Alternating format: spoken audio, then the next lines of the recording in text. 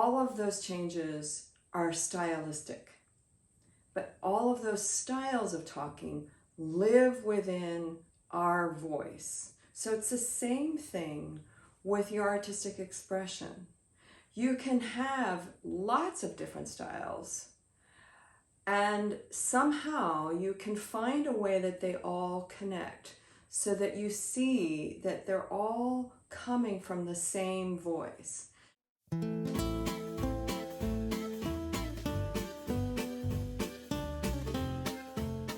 Hey everyone, I'm Marianne Mitchell. Welcome to Whole Artist Mastery, which is about owning your authentic voice, making compelling work, and showing up in the world as the artist that you want to be. This conversation today is about the difference between artistic voice and artistic style. A lot of people talk, or a lot of artists talk about how, I need to have a particular style for my body of work that I can show to a gallery, or that I'm having a show and I need to have a consistent style. Other artists say, I have so many different styles. I feel like I'm all over the map and I'm not supposed to have several styles. What am I going to do about that? And maybe some of these things resonate with you. Maybe you're also a person who's taken a lot of classes and you know the basics about drawing and painting and composition and certain mediums, but you feel disconnected or feel like, understanding what your voice is, what your expression is something that still eludes you. And how do you connect those two things? How do you connect the knowledge and skills that you have with what it is that you want to express? So this conversation is going to be talking about how style fits within our voice. And I have a couple paintings here of mine that are completely different that I'm going to use as an illustration of how they both fit within my voice, and yet they're very different styles. So I want to distinguish the difference between voice and style. So we all have a voice, and each voice is a unique sound. And within that sound, we have a lot of different styles of how we use our voice. For instance, the way I'm talking to you now may be different than when my cat walks in, which hopefully he'll stay out. And, when he comes in, my voice shifts in its cadence and its tone. When we're angry, when we're happy, when we're talking to a very close friend, when we're lecturing, it's always our voice. And yet with each different activity and part of our lives, the sound of our voice can change, just as it's changing right now in my talking to you. All of those changes are stylistic, but all of those styles of talking live within our voice. So it's the same thing with your artistic expression. You can have lots of different styles, and somehow you can find a way that they all connect so that you see that they're all coming from the same voice. Now, we've all heard some people, and maybe you're one of these people, who has a more monotone, the sound of the range of your voice is smaller. And we've all heard people, and maybe you're one of these people, where the range is very wide. And that is also true with artistic expression. For instance, Giorgio Morandi, who was a Spanish painter or Italian painter back in the turn of the 20th century, he painted the same bottles and vases for 60 years. That would drive me crazy. But for him, it was compelling from beginning to end. These bottles and vases continued to provide a source of inspiration. And so while many of his paintings look very much alike, the style is very singular. It's within his voice. Conversely, the artist Gerhard Richter is an artist who professes to have no style. The sky is the limit. And so he does everything from very realistic still lifes to very abstract paintings to sculpture to photography. And if you've seen his work, you understand, and I invite you to go check him out either in books or online. And so for him, his voice range is almost limitless. Where do you fit on this scale? So I'm going to share with you where I fit on this scale. And it starts with knowing why you're inspired by what you're inspired by. And so for me, my foundational source of inspiration has always been about creating harmony through the bringing together of polar opposites. So whether that's discussed through architectural and organic forms, or very architectural with just a little bit of movement in it, or very organic where there's just a little bit of structure. I also have that discussion in high contrast and value, in opposite color relationships.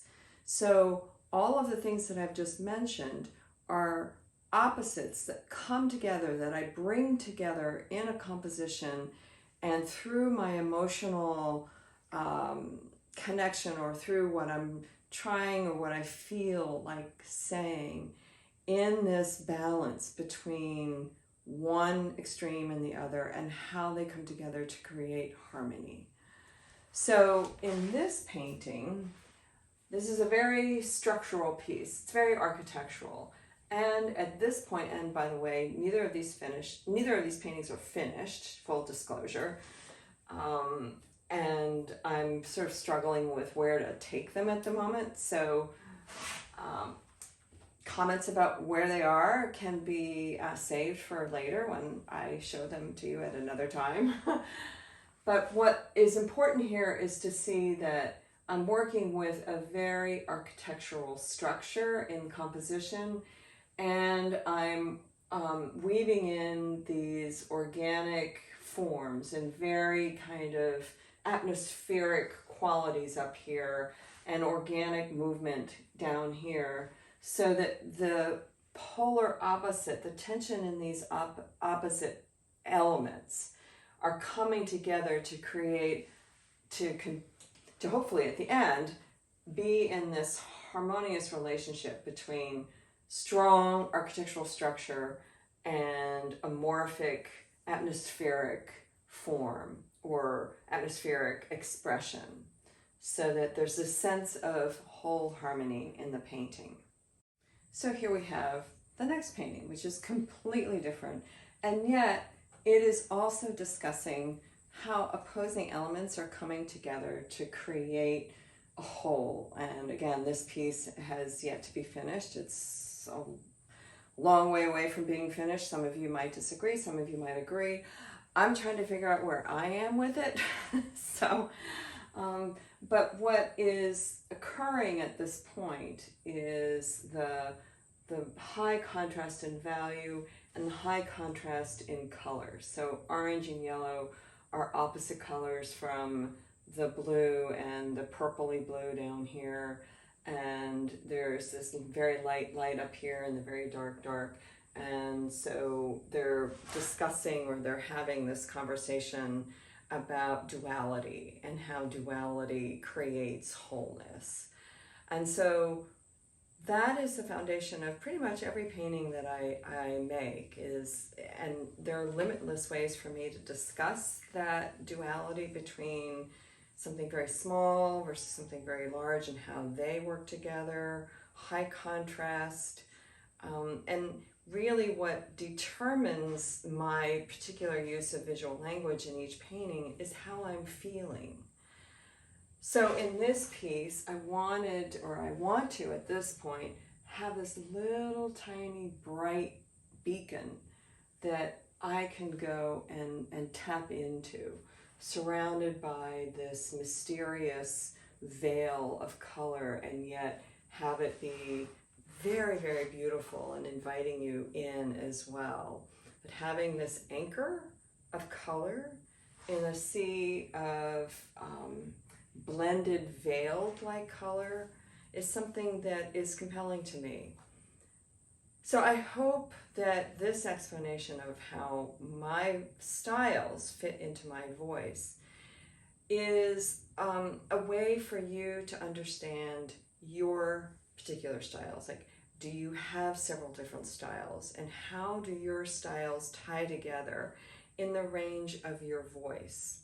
Because when you have an understanding that it's okay to have 5, 6 different styles, or that every single painting is discussing a theme in a different way, but that the theme comes from your overarching voice, that empowers you to make the work from a place of knowledge, from a place of knowing how you want to use line, color, shape, value, and texture, and how those visual elements can be used to say, to express, to be the instruments for expressing what it is that your voice is all about. I hope this was helpful. If it was, it really helps for you to like that little icon down below, because it grows the whole Artist Mastery community, which benefits us all.